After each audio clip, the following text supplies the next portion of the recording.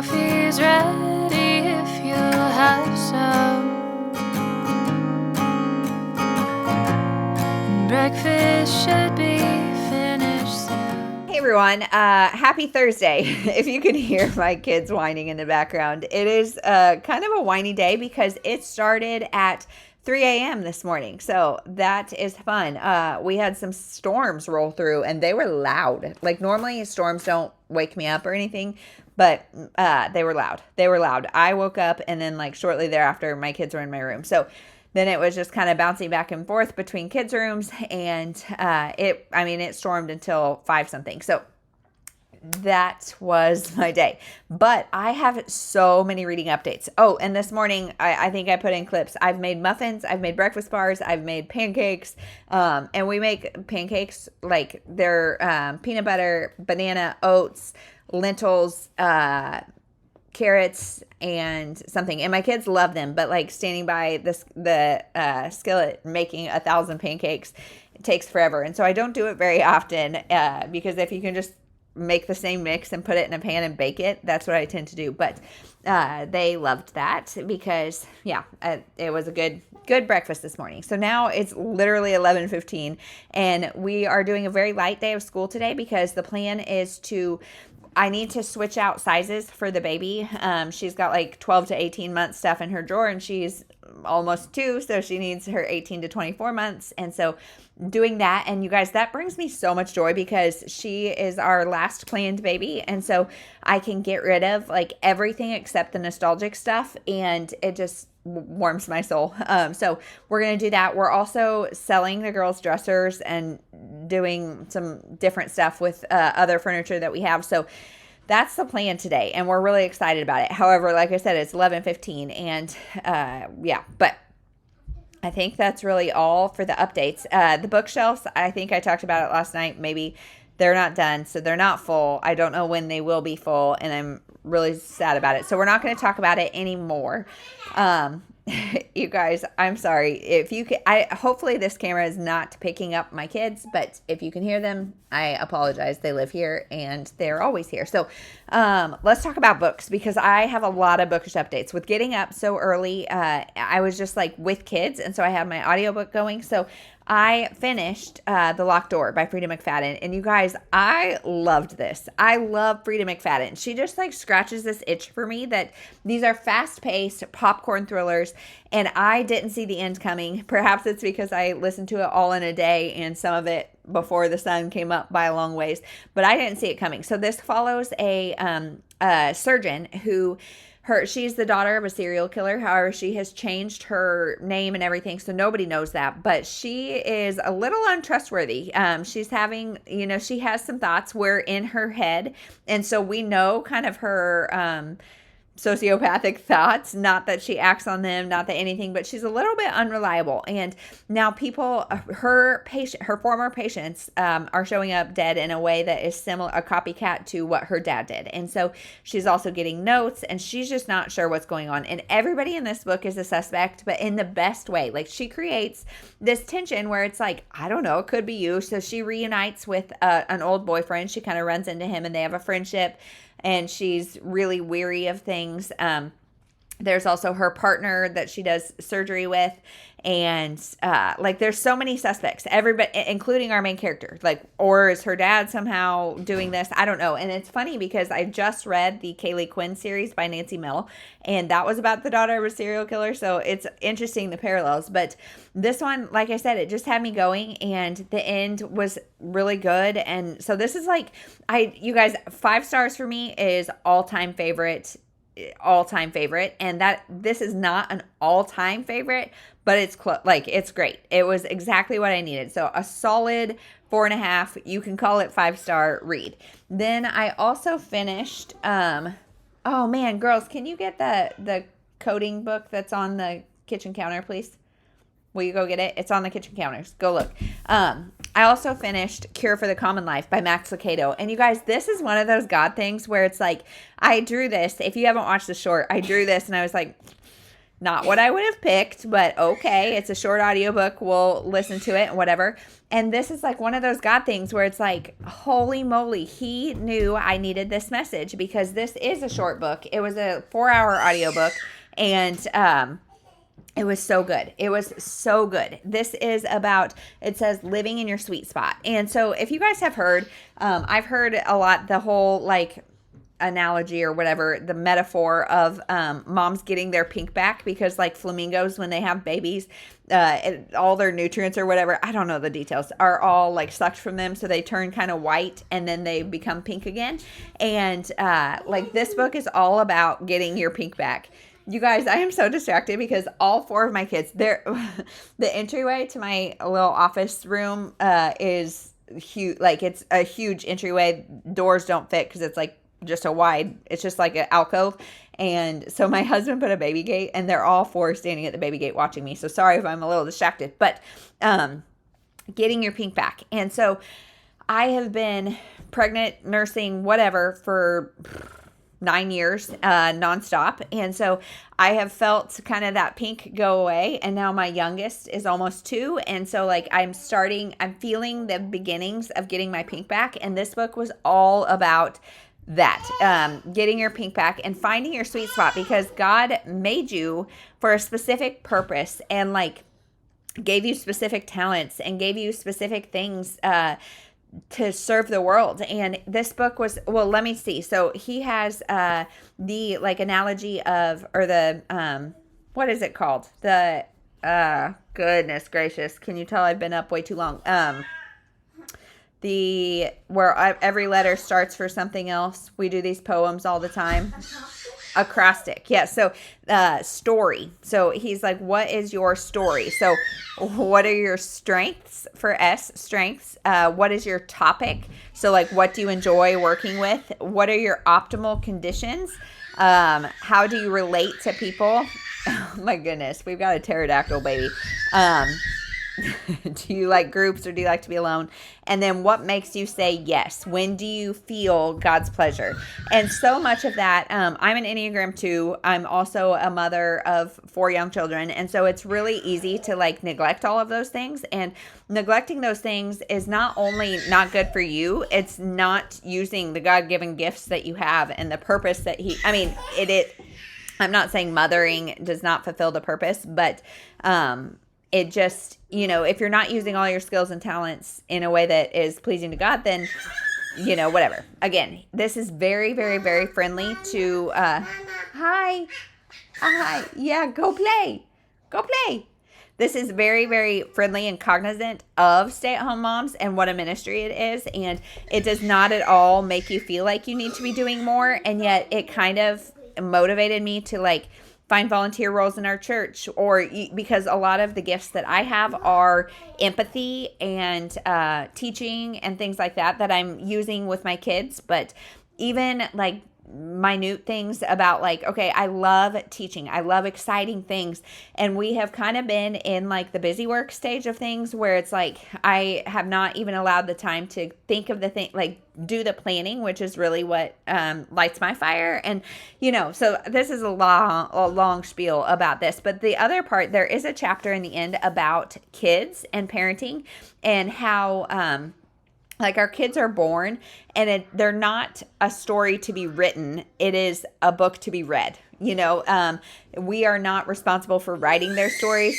We're responsible for being the main reader of their stories. And I just thought that was such a cool perspective of like my kids came with their own story and it's my job to read it and pay attention and see what their STORY story is and what lights them up and help foster those things for them. So I'm going to pause really quick because we're screaming, we're playing piano, and it's probably so distracting. So I'm going to pause and get everybody to be quiet for just a second while I tell you about one more book. But this one is also like close to a 5-star. I would say Anxious for Nothing is my favorite Max Lucado, but this one I'll probably give a 5-star as well because it was just inspiring to like not be selfish, because sometimes I think putting myself first or prioritizing things like that is selfish, and totally not. It's working for God's kingdom because he made you with a specific purpose. So hold on, I'll be right back. Okay, we're going to talk quick because I don't know if it's going to get any better. This is real life daily vlogging. No makeup, kids screaming, 3 a.m. wake ups. It's been great. So I finished Girls Who Code, the Friendship Code. This is the first in a series by Stasia Deutsch about girls who code. And so this is 4 girls. They love to code. They are in coding club, and our main character, I can't remember her name even, but our main character, she is frustrated by how slow coding club is working, because they start with just like write the instructions for how to make a PB&J, and then they try to follow those instructions and realize you've got to be very specific in coding and have the input right to get the right output. Okay. And so then she starts getting notes in code about like somebody willing to help her or trying to help her. And there's 4 girls that come together. They're kind of unlikely friends. There's like the popular girl, and they think she's mean and she's not. There's the new girl, who's a little mysterious. There's a friend who they stopped being friends because of a miscommunication, and they work it out. So I really like the friendship element. This is definitely heavier on coding than friendship or anything, but it's perfectly wholesome if your girls are into any of that kind of thing. I think this would be a great book to pick up. I don't know about the rest of the series, but so far this was really good. My daughter is on the fence if she wants to pick it up, but I am happy to hand it off to her if she does. So whew, we've got 2 5 stars for all it's worth, and a good middle grade series. So now I'm going to go try to tame this chaos, maybe do something a little bit productive.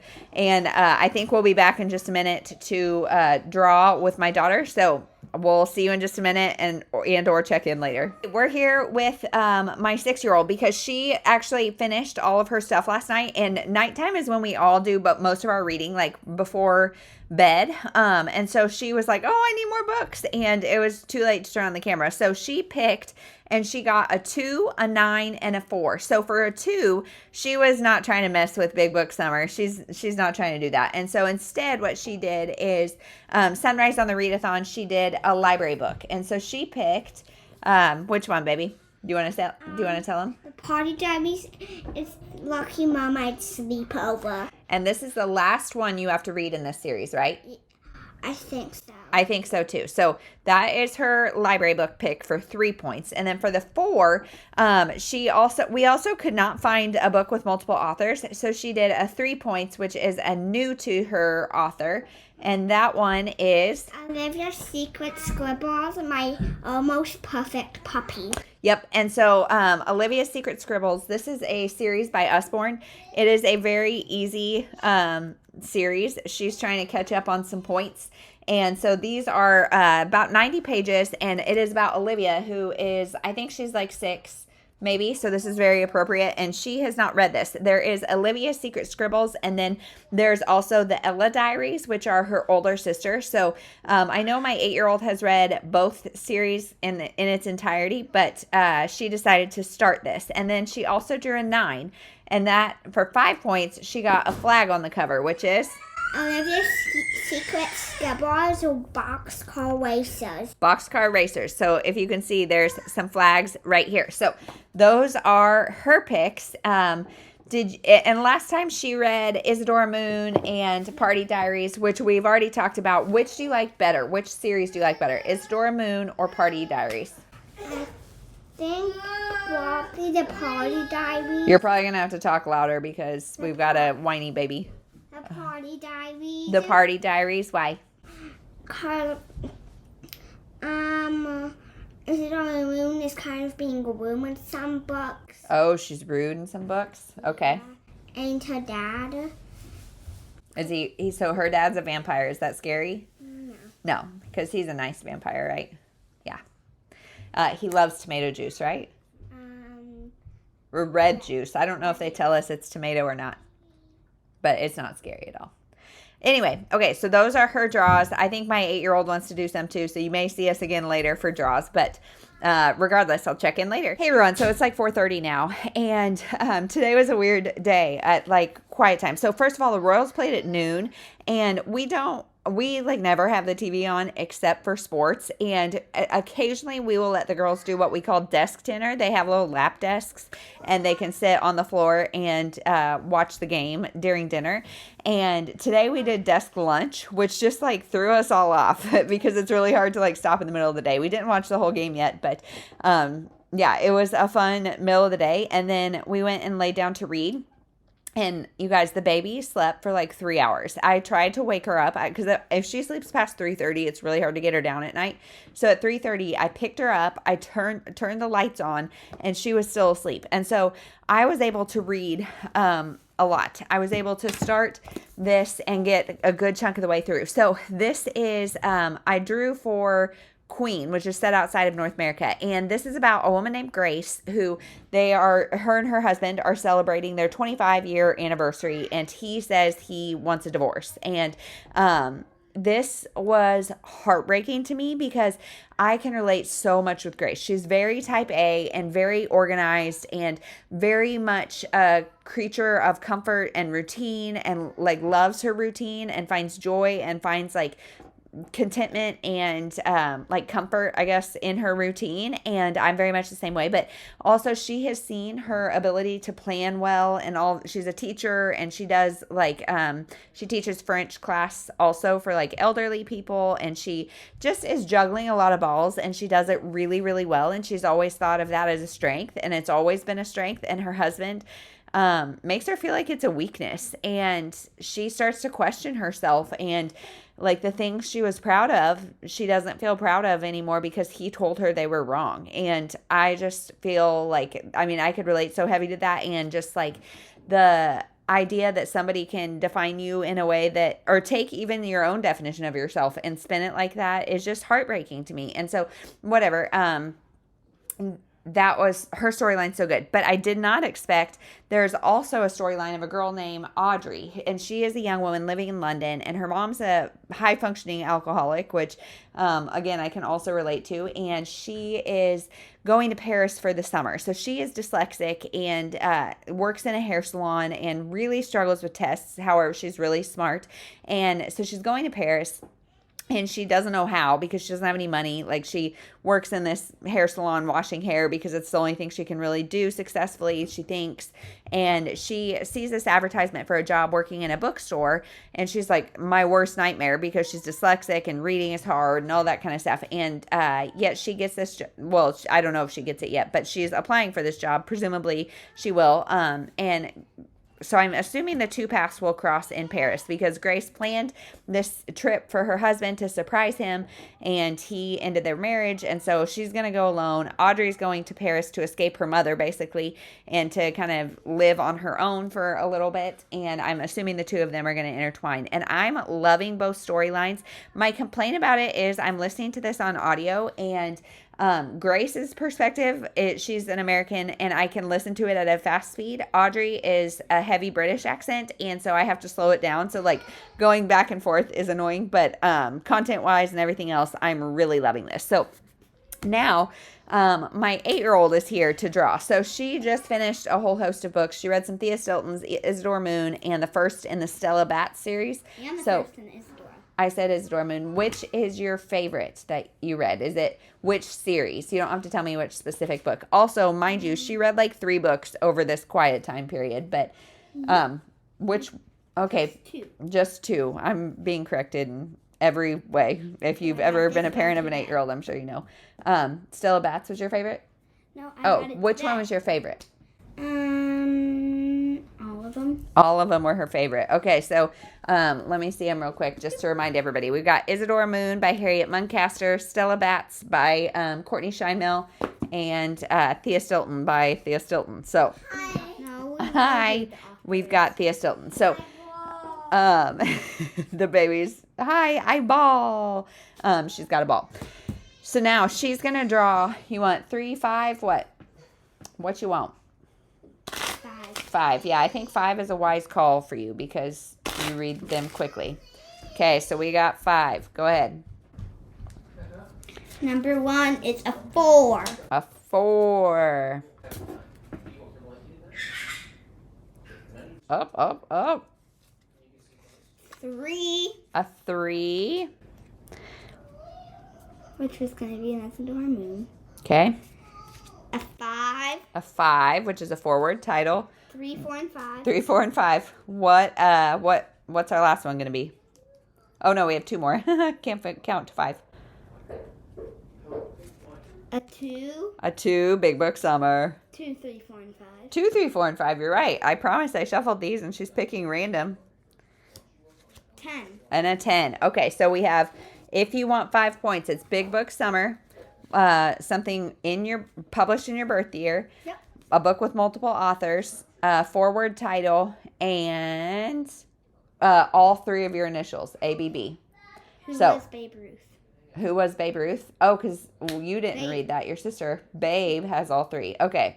So she's going to go gather these books. And then while she does, I'm going to talk to you guys because I am going to leave for the library book sale here in about 10 minutes. And I'm going to try to vlog some of it. But you guys, it's like supermarket sweep. It's not as bad on Thursday nights because it's just friends of the library. But it is like it's still lined out the door and you go in, you get your stuff and you move. And if you don't know supermarket sweep, again, I think everybody watching this channel probably knows supermarket sweep because I don't know that there's anybody under the age of 25. But if you are under the age of 25, let me know in the comments down below because hi, thank you for being here. But so yeah, it's intense. So I'm going to vlog. I don't know if I'm going alone or not. I said I would take 2 kids maximum. And so we're trying to shuffle and see who's going to come. So I'm going to see if I can help her get these books. So then we can tell you what she's reading before I go. But if I don't, it might be after. But I will talk to you guys in a little bit regardless because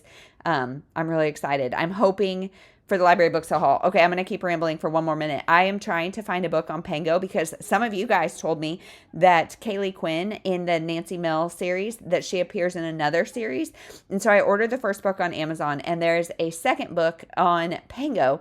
And so I'm trying to make a bundle to order from this lady's shop. And she has library copies for sale for $5. And so I sent an offer because you can do that on Pango now. You can send an offer and she countered and whatever. But like, I'm really excited to go and pay 50 cents for books and see what I can get before I do this Pango thing because my clickety clicks get pretty happy on Pango. So, I don't know. I like after these library book sales, I have the hardest time spending a lot of money, especially on ex-library copies. So, okay, now I'm going to go help her because we have 7 minutes before we need to leave. Gosh. Okay. So my 8-year-old is still hunting down books. And my 6-year-old, I guess she finished all of her books during nap. So she's going to draw a couple too. No, I just finished 2. Okay. Between sometime this afternoon. Okay. Pick 3 or 4 or 5. What? 3? And then 10 and 6. Okay, we have a 6, 7, and a 10. 6, 7, and a 10. So all of these girls are going to figure out. So a 6 is dealing with music. A 7 is emoji. And a 10 is all 3 of your initials, A, E, and B. So they're going to figure out their books. And I'm going to go to the library book sale. We will either come back tonight and let you know what they picked or first thing tomorrow morning. But regardless, I will talk to you guys later and let you know how the book sale goes. The paper called for sun tomorrow. It looks like rain the whole day through.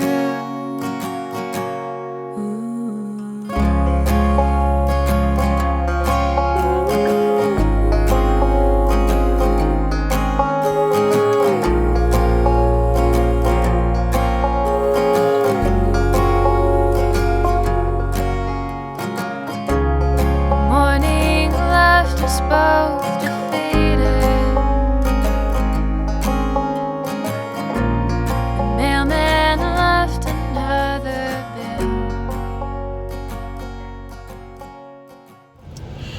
everyone. So it's just me and my big girl, which has been such an exciting and fun surprise that it was just me and my 8-year-old, and we just went and tore up the library book sale. It is now 6:30, so we were there for almost 2 hours, and we got well, in the actual bookstore, we got, or the book sale, we got 29 paperbacks and 2 hardbacks. And then we went, you have to go check out at the little, like, Friends of the Library bookstore that's always there. And we got 8 more. So I am so happy. I think I got maybe 10, and I've already read 2 or 3. And so it's not an awful huge load that's going to destroy my TBR, but there's some that we're really excited about. And the girls, you know, as we were leaving, they were having to pick books, and so she kept her eye out for some forward titles and stuff like that. So now we're gonna go home. My husband has the other 3, and it's 6:30, and so I'm guessing everybody's hangry and tired. So yeah, it was a really fun time for me and my big girl. So that's it. I will talk to you guys tomorrow. Tomorrow I will let you know what the girls drew, and yeah, what we're gonna be reading. So super exciting. I kind of wish I just filmed this short before I left too. I kind of wish I would have waited for a physical read, but I'm excited about what I picked. But now there's so many new options, you guys. So thanks for hanging out today. We'll see you tomorrow.